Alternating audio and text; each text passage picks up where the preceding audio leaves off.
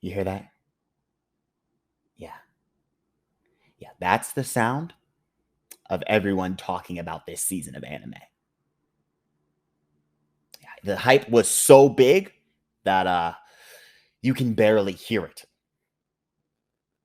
Because there was no hype. Because it's not there. Because no one's talking about this season of anime. You get it. Either way, this anime season was pretty dry. Summer 2021 was a pretty dry season of anime. All puns intended. The last two seasons of anime have been some of the best in recent years, making up for whatever was going on in 2020. Oh my god, where is the toilet paper? So coming off the coattails of the two seasons that gave us at least 10 Anime of the Year contenders, here comes summer 2021, holding its own beer and letting us know that mediocre anime lives matter too. I'm black. You can't punish me for that joke.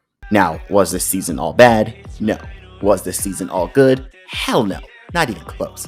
But once again, that's why I'm here. So anime fans of today or whenever you watch this video can go on this journey with me to see which ones are worth your time and which ones are worth making memes out of. Let's get into it.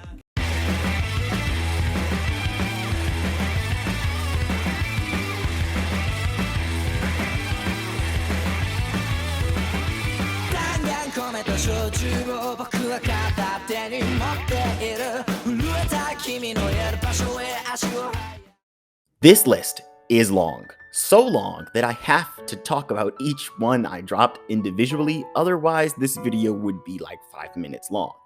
So let's start with my interest in this show is already dead. I mean, the detective is already dead. The show had a really slow start with a surprisingly 45-minute first episode. I was sitting on the couch like, dear God, when is this going to end? I don't know what it is with anime with 45-minute first episodes and really slow starts, but we really gotta start fixing that. Anyway, the only good thing I took from this show was the fight scene in episode 1. It was well animated. That's it. That's all I liked. No, I'm not joking. The show's premise was kind of random, boring, and generic. Yeah, the first episode might end with, oh my god, the detective girl is already dead. Wait a minute, it's in the title. So was anyone surprised by that twist?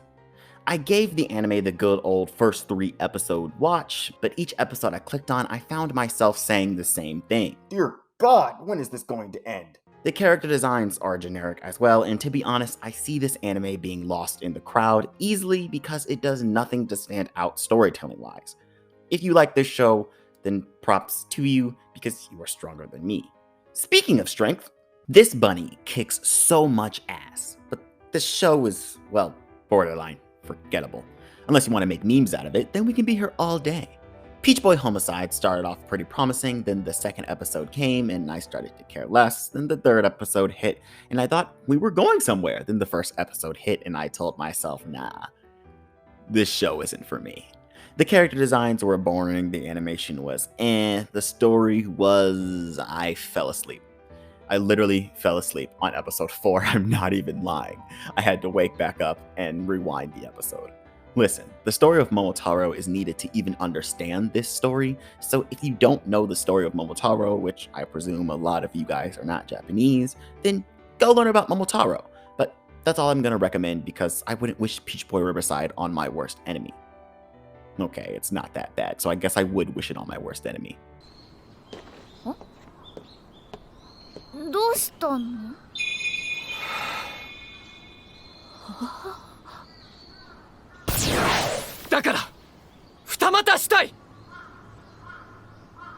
This anime is basically about a guy who's too nice to turn down women, so he has multiple girlfriends. But wait a minute, isn't he just a fuckboy? It was no surprise that this manga came from the same guy that brought us Aho Girl. And if you know anything about Aho Girl, you know that our main character is literally the most annoying piece of shit anime has ever produced. I'm starting to see a trend here. But in all seriousness, this show isn't meant to be taken seriously, considering the only reason our main Dubra can get away with this is because his first girlfriend is secretly really freaky. It's just another addition to the harem genre, with the situations getting crazier and crazier, and this guy somehow getting a new girlfriend added to his harem at the end of the day. If you want to give your brain cells a rest, then turn them off and turn this show on, because trust me, you won't need them here. Seriously, turn your brain cells off if you're going to watch this. The more I try to think about this nonsense, the more my head hurts. But if you want a more engaging story, then feast your eyes on pretty boy vampires saving other pretty vampires, with arguably the best ending of the season. When I lose myself, I become you. And being Aniplex's new anime. God, I love that sound. Vanitas was set up to be the anime of the season. Unfortunately, it got overshadowed by two other awesome anime later on the list, but that doesn't mean the show wasn't good. The story was pretty captivating, the characters are all very expressive, the animation and backgrounds are what you would normally expect from an anime with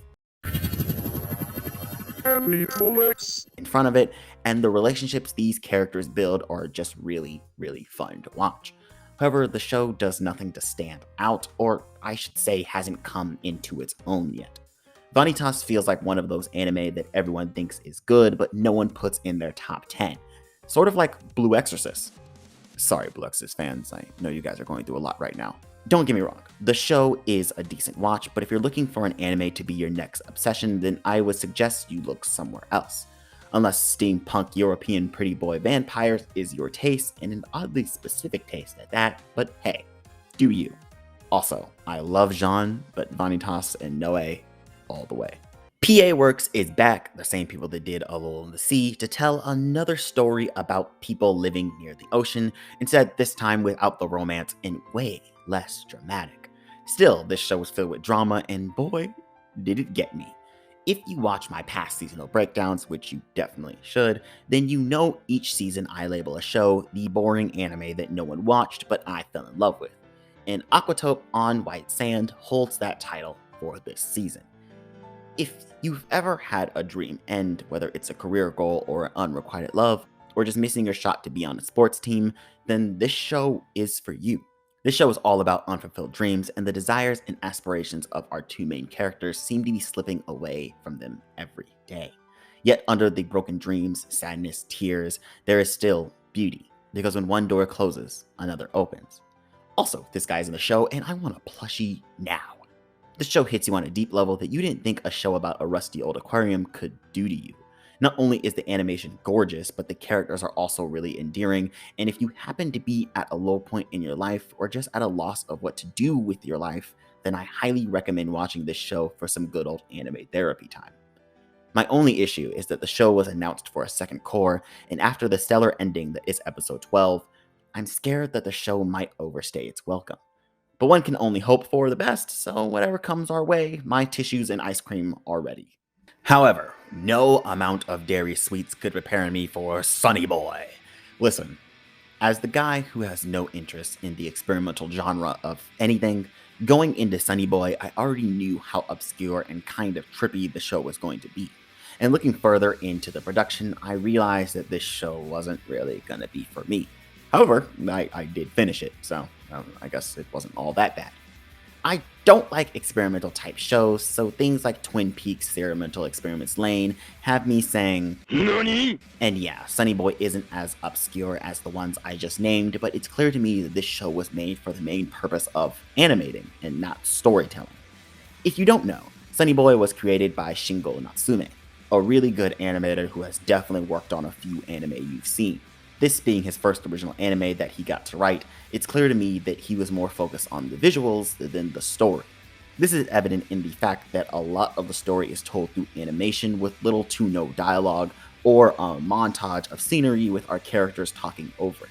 It seems like he wanted to animate what he thought was cool, and then he added a story so he could get to that point. And if that's your thing, then go right ahead, but it's not really for me. It makes the anime pretty confusing at times, and I'm under the belief that if I have to look up an explained video on what the hell I just watched, then the show really didn't do a good job within the storytelling department. I dropped slime. I'm not even sorry for this one. The show just kept dragging on about random shit that I didn't even understand and dropping names that I couldn't remember. The fights are cool, but I don't understand how anything works unless I watch like 5 News videos, and at that point, what is the point of watching the show? Slime is too complicated of a world to immerse myself in when I'm not even that big of a fan. And this is coming from a guy who can recite details of the Nasuverse by memory. But I love Fate, so I guess that's different. Anyway, sorry Rimuru, maybe next time. Maybe next time. Okay, next is Itaden Deities Know Only Peace. Okay, it's peaceful. I see some cute anime girls up here, so waifu alert on Twitter. Tell them we'll have some photos for them, most definitely. Already on it. And if there are any well-animated fight scenes, make sure you upload them to YouTube. Yeah, get that crowd rolling in. Working on the catchy title right now. Okay, let's watch the first episode. 1 episode later.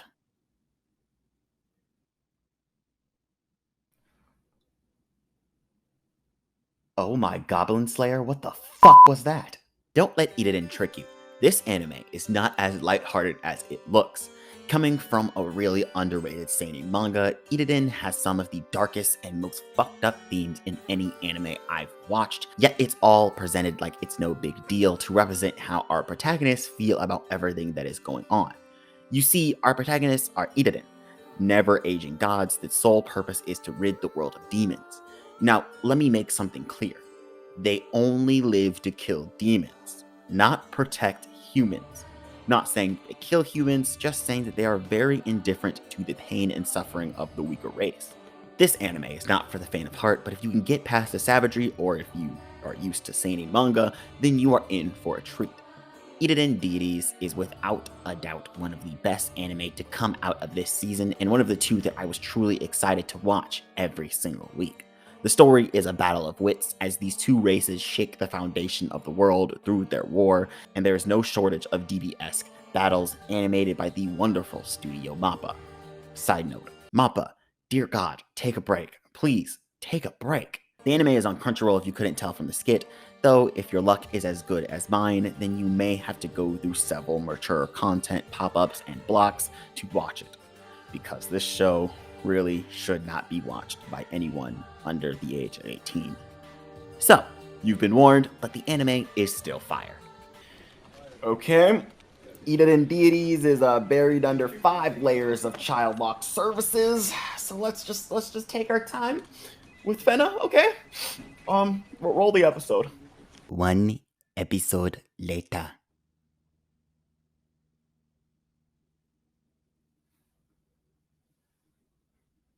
Boys, I think we got a good one here. Further fueling the dry flames of this season is the second anime that can be called the best anime of the season. Fena, the Pirate Princess, is an original anime from the same people that brought you Be the Beginning, if you couldn't tell. Except this time, Production IG has made buddy-buddy with both Crunchyroll and Adult Swim, so both subbed and dubbed fans can enjoy the anime at the same time. As for the show itself, the story is an adventure mystery filled with lots of action, a lovable cast, great character designs, and a really cool soundtrack. Also, the detail they put into these designs makes everything else the studio has made look like kindergarten drawings. This anime is not only gorgeous, but the story is actually going somewhere. Yeah, it would be nice to spend episodes on episodes getting to know the crew, but the anime said, nah, fuck that, and just got straight into the mystery that we're all here to solve, making the pacing feel fluid with each episode. One thing though, Fena having to be saved is annoying. Like, I'm tired of seeing this trope where the girl does nothing to try to escape. I'm not saying she has to be a fighting samurai machine like the others, but at least try. Girl, like, try something instead of screaming Yukimaru's name every 5 seconds. Other than that, this show is good, and you should watch it. This is a public service announcement. Have you ever hated your job? Suffering from crippling depression because each day work proves to you how stupid the world actually is? Wondering to yourself, how in God's name did you end up here? Looking for a solution to get out of this current predicament? Well, we have no solutions. Good luck out there, bud. But what we do have is a nice, cute anime for you to relate to. Yorimichi is the adult comedy anime that every fan working a job they hate needs in their lives.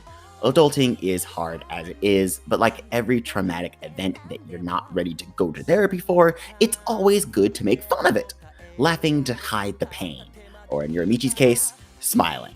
The story is relatable, the comedy is top-notch, and I will say there are a few dry moments and Japanese puns that may go over typical foreign fans' heads. But other than that, Yorimichi Onisan is a nice comedy anime that really did get a good laugh out of me.